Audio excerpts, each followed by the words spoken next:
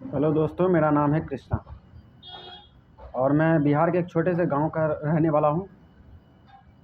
वैसे मुझे बताना यही था कि पिछले कई सालों से मेरी ज़िंदगी में बहुत सारा प्रॉब्लम चल रहा है और मैं अपनी इस प्रॉब्लम को जिस किसी के सामने भी शेयर करने जाता हूं, तो उन लोगों को लगता है भाई ये झूठी बातें बना रहा है।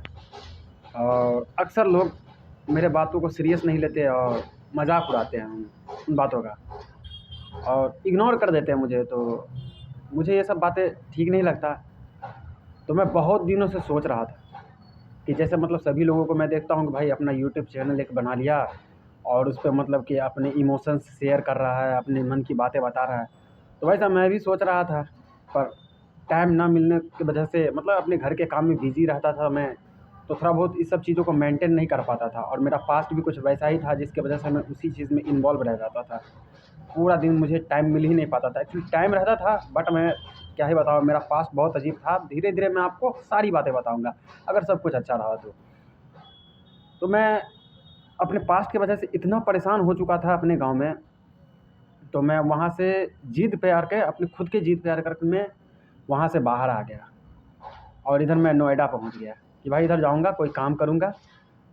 वैसे बोलूँ तो ज़्यादा पढ़ा लिखा मैं नहीं हूँ, ग्रेजुएशन तक मैंने पढ़ाई की है, वो भी सिंपल सा सब्जेक्ट्स है मेरा, कोई कोर्स मैंने किया नहीं है, जो मुझे कोई कंपनी बढ़िया सा जगह पे जॉब ऑफ़र कर दे।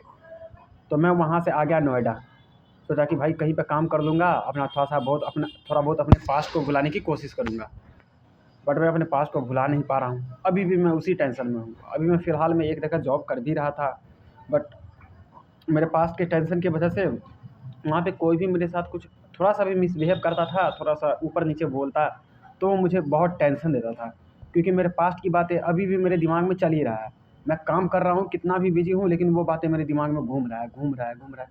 तो मुझे मैं बहुत फ्रस्ट्रेट हो चुका था इस बात से। तो अभी परसों की ही बात है, मेरे सीनियर्स ने मुझे बुलाया ऑफ़िस में कि भाई कृष्णा, तुम्हारा ऐसी-ऐसी बात है, तुम काम पे आए, स्टार्टिंग में तुम्हारा काम सही चल रहा था, पर अभी जाकर के तुम्हारा काम ऐसे ख़राब क्यों हो गया? तो मुझे थोड़ा बहुत ऊँच-नीच को खरी-खोटी मुझे सुनना पड़ा। वो बोले, तो ऐसा होता है सेल्स में, अगर कोई काम करता है कोई बंदा, तो इतना सुनना पड़ता है उसे। तो वो सब मैं सुना, बट मुझे थोड़ा-सा अजीब लगा। अब होता था क्या कि वो एक बार की बात नहीं थी, बरसों की नहीं, मतलब कुछ दिनों से ऐसा हो रहा था कि भाई कृष्णा तू ऐसे कर रहा है, कृष्णा तू वैसे कर रहा है। और ऑफ़िस के कुछ एम्प्लॉयी भी थे जिसका बिहेवियर मुझे ठीक नहीं लगता था। मतलब कि भाई मैं जितना रिस्पेक्ट आपको दे रहा हूँ, मैं सामने वाला को दे रहा हूँ, तो मैं चाहूँगा कि मुझे भी वो सामने वाला इंसान उतना रिस्पेक्ट मुझे भी दे। लेकिन उतना नहीं मिल रहा था मुझे, तो मुझे अजीब लगा। तो फिर मैं कहा कि भाई भाड़ में जाए ऐसा काम।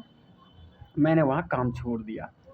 अब काम छोड़ दिया तो हो गया मैं बेरोज़गार और घर से बार-बार पैसे के लिए बोल भी नहीं सकता, क्योंकि यहाँ बैठे-बैठे फिर घर से पैसा मँगाना, और मेरा फैमिली बैकग्राउंड उतना है नहीं कि मुझे यहाँ पे आराम से बैठा कर के कहे कि हाँ, ले मैं तुझे पैसा भेजता हूँ, तुझे जब तक जॉब नहीं मिले अपना खा पी, अपना मतलब जो कुछ भी मैनेज करना है। तो मतलब अभी मैं इधर लगभग-लगभग मेरा डेढ़ महीना हो चुका है।